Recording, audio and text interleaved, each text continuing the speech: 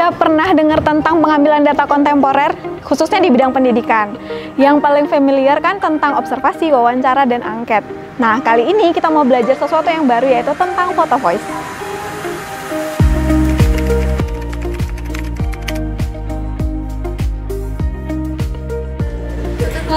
Foto voice itu teknik ngambil data pakai foto ya, Mbak? Foto voice? Foto suara. Foto voice? Mungkin foto yang ada suara. Wah, ternyata ada yang udah pernah dengar tentang foto voice, ada juga yang belum mendengar. Nah, untuk lebih lengkapnya, kita akan mendengarkan paparan dari expertnya langsung. Foto voice adalah salah satu visual research methodology atau metodologi penelitian visual yang biasanya digunakan dalam riset kualitatif, khususnya menggunakan pendekatan participatory action research. Peneliti yang menggunakan foto voice biasanya sudah memiliki intensi untuk mendorong adanya perubahan sosial, misalnya mendorong adanya perubahan di suatu sekolah. Nah, ada 3 tujuan dalam foto voice ini. Yang pertama, partisipan yang terlibat dalam penelitian foto voice mendapat kesempatan untuk mengidentifikasi permasalahan yang ada di dalam komunitasnya. Namun selain permasalahan, mereka juga diminta untuk mengidentifikasi kekuatan-kekuatan yang ada di dalam komunitasnya. Kemudian tujuan yang kedua, partisipan mendapatkan kesempatan untuk mendiskusikan secara kritis baik permasalahan atau kelemahan dan juga kekuatan yang mereka temukan di dalam komunitasnya melalui diskusi menggunakan foto-foto tersebut.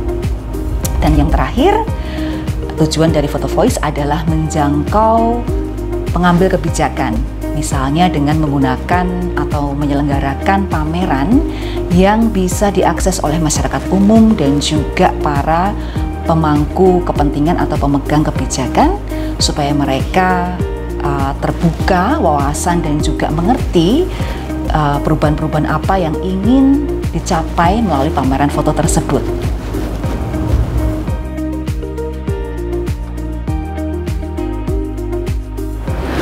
Untuk melakukan penelitian foto voice, ada beberapa langkah yang bisa kita gunakan sebagai acuan. Yang pertama, kita merekrut partisipan. Dalam konteks sekolah atau pendidikan, kita merekrut siswa-siswa di sebuah sekolah yang akan menjadi tempat penelitian kita. Kemudian setelah itu kita perlu mengumpulkan para partisipan siswa tersebut dan kemudian kita perlu menjelaskan ya, apa tujuan dari penelitian kita. Setelah memahamkan apa tujuan dari penelitian, maka kita perlu mendapatkan persetujuan dari orang tua murid dari para partisipan kita, terutama karena partisipan kita mungkin usianya belum mencapai 18 tahun. Jadi kita perlu mendapatkan informed consent dari orang tua. Selain informed consent dari orang tua, kita juga harus mendapatkan children assent atau persetujuan dari siswa-siswa yang menjadi partisipan kita. Nah, setelah kita sudah mendapatkan partisipan yang mendaftarkan diri mereka secara sukarela menjadi bagian dari penelitian kita, setelah itu kita bisa memberikan training. Ya, ada 2 jenis training. Yang pertama, training yang bersifat teknis. Kita bisa mengundang seseorang yang mengerti tentang fotografi dan kemudian memberikan pelatihan kepada para siswa tersebut tentang bagaimana cara menggunakan digital kamera atau kamera di dalam HP atau kamera-kamera dalam bentuk yang lain ya, dan bagaimana mengambil foto supaya menghasilkan foto yang dengan kualitas yang baik. Kemudian training yang sifatnya non-teknis adalah misalnya memahamkan kembali tentang permasalahan yang ingin diteliti secara bersama-sama dan juga etika tentang pengambilan foto. Ya, apalagi karena kita melibatkan anak-anak, mereka perlu tahu ya ketika mereka mengambil foto dan itu melibatkan orang lain yang akan masuk dalam frame foto mereka, mereka harus tahu bagaimana cara meminta izin ya atau bertanya, sehingga tetap mengambil foto dengan cara-cara yang etis. Nah, setelah itu kita perlu menyiapkan perintah ya atau instruksi atau tema di mana anak-anak akan mengambil foto, para siswa akan mengambil foto berdasarkan instruksi atau tema yang kita berikan. Misalnya instruksi yang paling sederhana adalah ambillah foto-foto di sekolahmu yang membuat kamu merasa senang.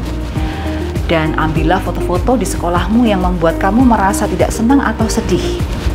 Nah, sehingga instruksi tersebut menjadikan acuan bagi para siswa untuk mengambil foto. Berikutnya, berikan waktu yang cukup bagi siswa untuk mengambil foto sesuai dengan instruksi yang kita berikan. Ya. Setelah itu, kita bisa mengundang para siswa untuk berkumpul dan menunjukkan foto-foto yang sudah mereka ambil dan mendiskusikan sejauh mana permasalahan yang mereka hadapi dan kemudian menceritakan apa isi dari foto tersebut secara umum. Sekiranya dirasakan perlu ada penambahan waktu lagi bagi para siswa untuk mengambil foto, itu bisa saja dilakukan.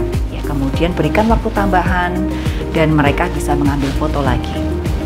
Setelah itu, tahap berikutnya adalah minta para siswa untuk memilih misalnya 3 atau 5 foto yang paling mewakili perasaan dan pendapat mereka. Nah, setelah mereka memilih 3 sampai 5 foto tersebut, kemudian kita menjadwalkan adanya wawancara individu. Ya, kita mengundang mereka satu persatu dan kita akan meminta mereka untuk menceritakan fotonya dengan metode yang disebut sebagai SHOWT, ya, SHOWT. Ya.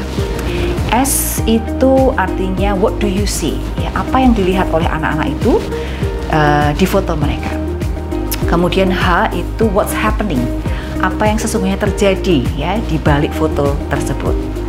Lalu kemudian O-nya itu how it relates to our life, ya. Kenapa kok mereka mengambil foto itu dan bagaimana foto itu mencerminkan kehidupan mereka yang sesungguhnya. Kemudian terakhir yang D itu what can we do ya about this gitu ya.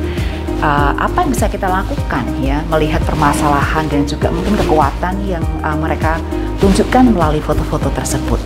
Nah, itu adalah pertanyaan mendasar teknik SHOWT untuk mewawancarai para siswa. Di luar teknik SHOWT itu, peneliti boleh saja menambahkan pertanyaan-pertanyaan lain yang lebih spesifik ya sesuai dengan tujuan penelitian masing-masing. Setelah itu untuk menjangkau masyarakat, menjangkau pengambil keputusan, pengambil kebijakan, maka bisa saja peneliti bersama dengan partisipan mengadakan pameran foto. Ya.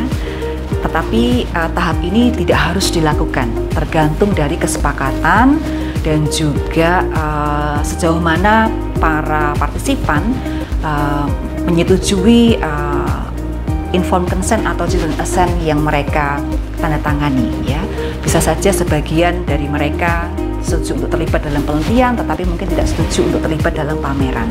Nah, ini sangat tergantung dari sejauh mana partisipan bersedia membuka kerahasiaan keterlibatan mereka dalam project Photo Voice. Demikian langkah-langkah yang bisa kita lakukan untuk melakukan penelitian Photo Voice. Oke, tadi kita udah mendengar paparan dari expertnya langsung. Sekarang kita mau nonton video gimana sih cara pelaksanaannya di lapangan.